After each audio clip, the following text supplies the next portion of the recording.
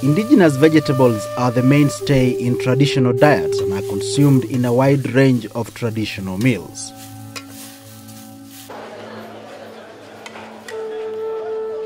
The vegetables offer numerous benefits to people's diet as they are tasty, healthy with medicinal and nutritional qualities. Now these foods have helped us to solve so many cases of allergy in this school. We had about a quarter of the students suffering from allergy. Some don't take beef, some don't take milk, some don't take sukuma wiki because of ulcers cases. But by introducing these local vegetables, we were able to solve that problem, and most of them are able to get meals from the school. Tuliamua kulima mboga ya kienyeji kwa maana we decided to grow indigenous vegetables because it is easy to manage and easy to cook. As mothers, we face a challenge of getting cooking oil because it is expensive.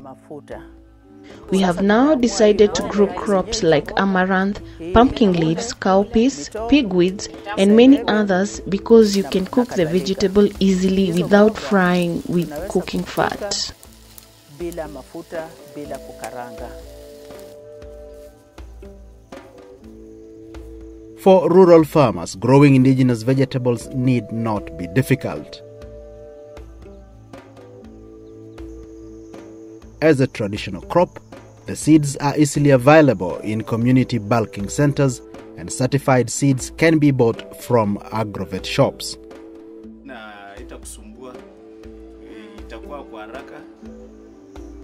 Most of the varieties are fast maturing with vigorous growth, require minimal management as they do not need chemical fertilizers or pesticides, and do well in most soils as most of them are drought tolerant and have a high market potential. There are many ways for vegetable farmers and sellers to fetch high profits from indigenous vegetables.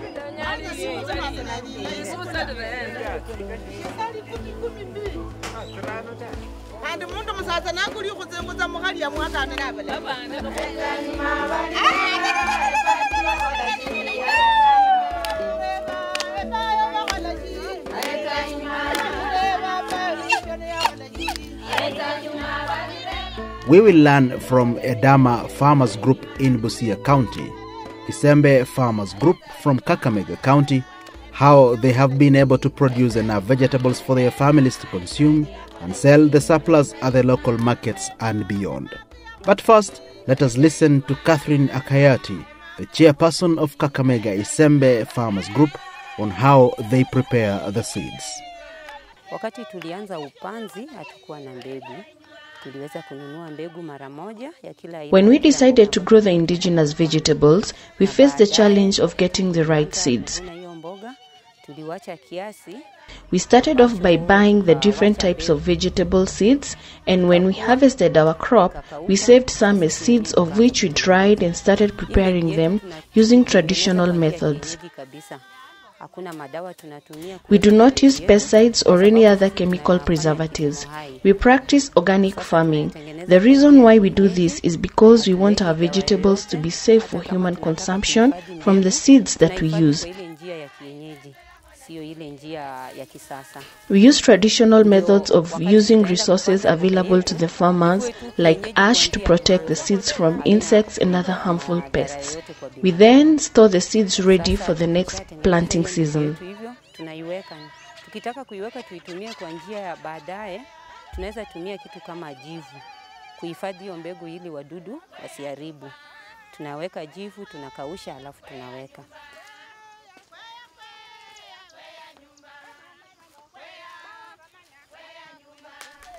Most seed of traditional vegetable is obtained from the previous season's crop. Farmer groups can establish seed bulking centers. These seed banks ensure availability of seed throughout the year to all farmers in the locality. With the initiation of such seed banks, production of indigenous vegetables for marketing is increased remarkably.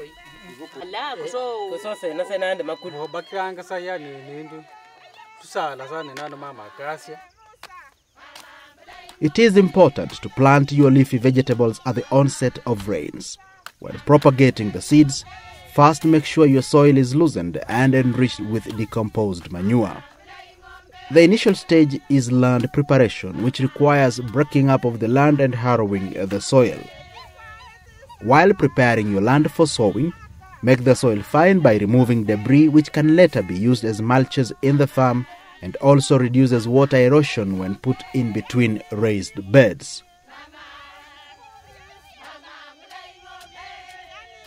Make furrows which will require different measurements for different varieties of vegetables. Then mix your seeds with sand or ash for uniform sowing. Sow the mixture thinly, either by broadcasting or in rows, and cover with a thin, fine layer of manure.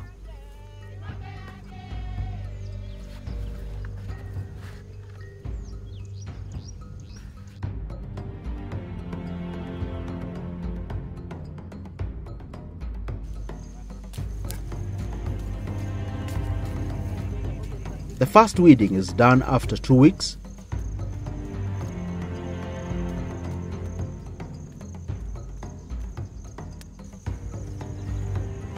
Two weeks after weeding, the farmer comes back to do the thinning.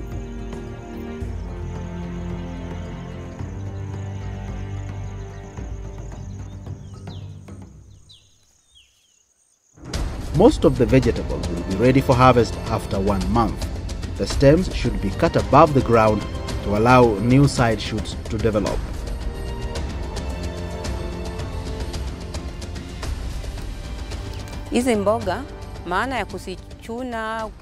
The reason why we do thinning of indigenous vegetables is to give room for more robust growth. For crops like spider, known as saga in local language, start by removing the mature leaves first to give the young leaves room for growth. Then you can come back to harvest after 1 week and the young leaves will now be mature. If you take good care of the spider plant and other local vegetables by good weeding practice, putting manure, you can continue harvesting for 2 months. Ukilinda mboga yako vizuri, hii saga ama hizi mboga zetu za kienyeji, kama umeilinda vizuri, wakati unachuna, unapalilia, unaweka manure, unaweza zichuna kwa muda kama mwezi 2. Picking should be done very early in the morning, and if possible, the produce should be sold the same day.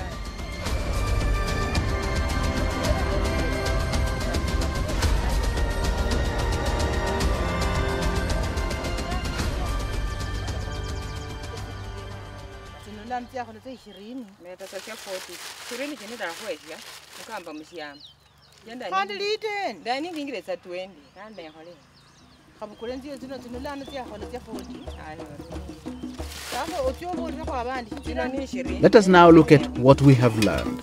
Indigenous vegetables offer numerous benefits to people's diet as they are tasty, healthy, with medicinal and nutritional qualities. Growing indigenous vegetables need not be difficult. Make the soil fine by removing debris which can later be used as mulch in the farm. Make furrows. Sow the mixture of seed with sand or ash thinly, either by broadcasting or in rows, and cover with a thin, fine layer of manure.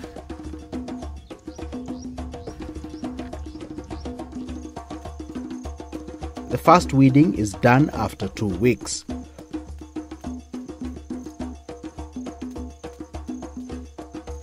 Two weeks after weeding, come back and do thinning.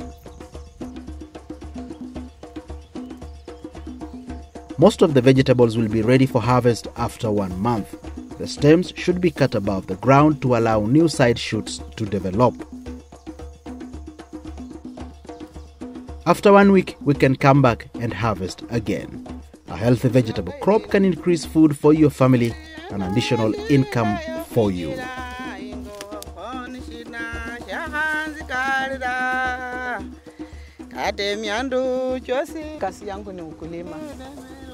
The main source of livelihood is farming. I grow and sell vegetables. At times, I sell the vegetables when they are still in the farm, but most of the time I go to the market. Growing vegetables has really helped me in paying school fees for my children, and I have even bought 2 dairy cows from farming vegetables. When I receive visitors, I'm able to cook for them chicken that I have bought from the sale of local vegetables.